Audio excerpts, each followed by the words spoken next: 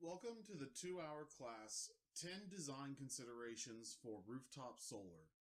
My name is John Cromer, and I'm a NABCEP PV installer, as well as a mechanical engineer from the University of Pennsylvania and a master electrician.